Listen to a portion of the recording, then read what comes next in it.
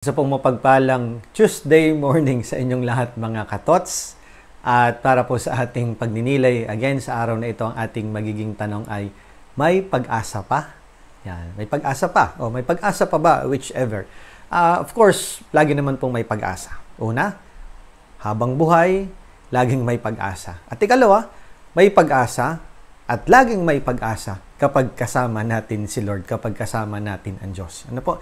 Ito yung pinatunayan sa atin ng Ebanghelyo ngayong araw na ito, na hango sa Ebanghelyo ni San Lucas, Kabanata 7, mga talata 11 hanggang 17. Ito yung kwento tungkol sa si Jesus ay naglalakad papunta sa isang bayan na tinatawag na Nain. At habang siya ay papasok sa may pintuan o the gate ng bayang ito, nasalubong niya ang libing ng isang binata at ito'y anak ng isang balo. Ano po? So, tingnan natin balo. Di ba, pag balo ka na, wala nang asawa, syempre balo na nga ang meron na lang talaga sa buhay niya ay yung kanyang kaisa-isang anak na lalaki. Pero, namatay. At ito yung nakita ni Jesus sa kanya na, syempre, wala nang asawa, namatay pa ang anak. So, parang wala nang kapay-pag-asa ang buhay ng balong ito. At doon nahabag ang ating Panginoong Jesus. At dahil sa kanyang habag, anong ginawa niya? Pinabangon niya mula sa libingan yung anak na lalaki na namatay nitong babaeng balo. Kaya nga sabi niya, huwag kang tumangis. Ano po? Huwag kang tumangis ang sabi niya. Tapos sabi niya, young man, I tell you, arise. At bumangon ang binata mula sa kanyang kabaong na kinalalagyan. So, ibig sabihin, with Lord in our life, there is always hope. And there will always be hope. Kaya nga ito sana yung panghawakan natin. Sa panahon natin ngayon, ang dami ng mga frustrating experiences. Ang dami ng karanasan na magbibigay sa atin na magtatanong, may pag-asa pa kaya? May pag-asa pa kayang maging maayos ang mundo? Sa kabila ng iba't ibang alitan, iba't ibang hindi pagkakaunawaan sa kabilang panig ng mundo, mga awayan sa lupa, sa mga teritoryo and everything, may pag-asa pa kayang maayos ang mga ito? On a personal level, minsan tatanong natin, may pag-asa pa kayang maayos ang buhay ko? I am depressed. I am at the very lowest moment of my life right now. Pag-asa pa kaya? Sa mga problema natin, sa family, sa trabaho, sa ekonomiya, may pag-asa pa kayang maayos ang lahat ng ito? Well, of course, ang sagot palagi ay, yes, there is always hope. And there will always be hope. Una, sabi ko nga kanina, habang buhay tayo, laging may pag-asa, yun ang ating tatandaan lagi, sapagkat yung buhay mismo natin may value, may halaga yan.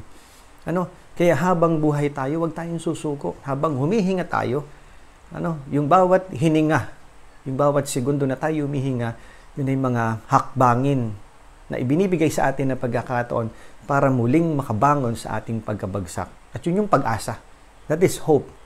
At ikalawa, sabi ko nga kanina, kapag kasama natin lagi ang Diyos, with God, with Jesus in our life, there is always hope. Kaya huwag nating iisiping mag-isa lang tayo.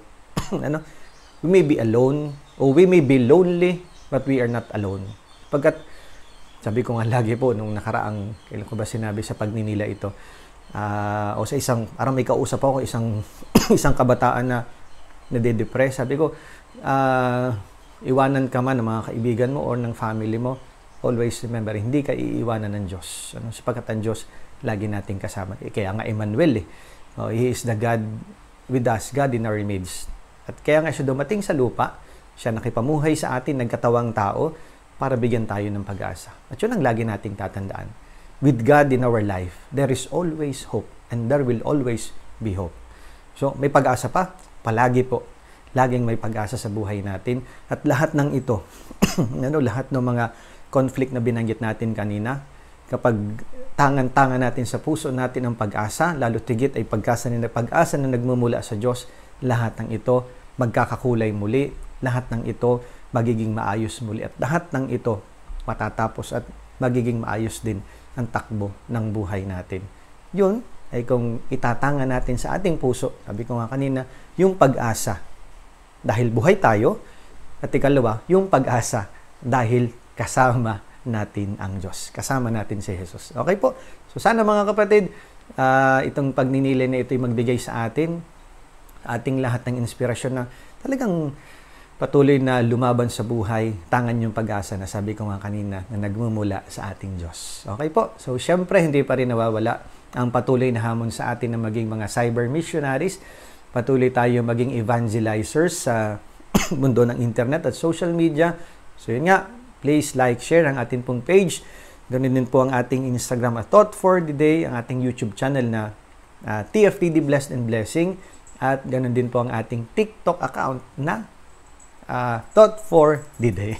At syempre po, pagbati sa lahat ng may kaarawan ngayon sa mga sisters natin at brothers sa apostolado ng panalangin. At malaking pasasalamat po sa kanila sapagkat sila po, ang apostolado ng panalangin dito sa Diocese ng Buwak, isa sa mga sponsors po ng ating Thought for the Day sa pagpapatuloy ng pagtataguyod ng ating Thought for the Day. At ganun din, banggit ko na rin po salamat po, although hindi ko pa alam kung gusto pa niyang magpabanggit ng pangalan, pero I will be mentioning this person anonymously na nagsabi po na siya ay tutulong para patuloy pa rin maitaguyod ang ating Thought for the Day sa pamamagitan ng pag-sponsor. So maraming salamat po sa iyo.